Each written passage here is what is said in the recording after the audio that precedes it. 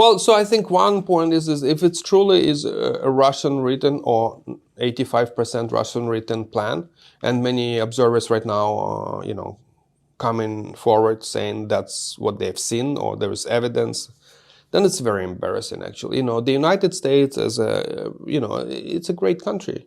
It should drive the process. It shouldn't be just opportunistically taking Russian points and putting them on President Zelensky in the moment of domestic political crisis when he is weakened. That just this is gonna blow back in everyone's face, in Ukraine, in the United States, and even in Russia. Because, if you want to have some settlement, it has to be sustainable. It has to be stable. So it cannot be Russian propaganda pushed, now portrayed. I don't know what kind of embarrassment it is if it's truly Russian propaganda or stamped or rubber stamped by the United States, by the great country. I mean, I came to the United States in 1999 as a student, and I applied for green card later because I've seen the greatness of principles. Some of them was,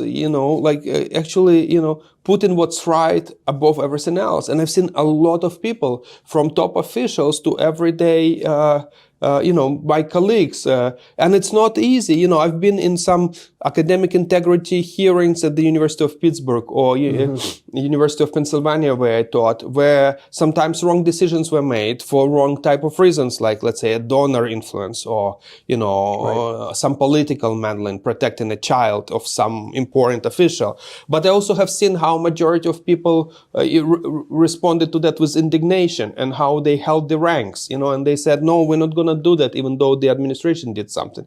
These are all non-public things. So, it's like every day there is this fight between, the greatness of the United States, the greatness of principle, and, the attempts to undo it. And right. So I think this is happening right now, and the U.S. should hold its line and should demonstrate leadership in settling the war in Ukraine. I think it is important to end the war in Ukraine.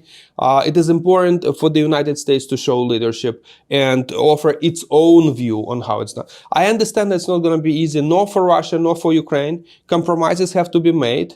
But definitely what right now is happening is a little bit embarrassing, to put it mildly.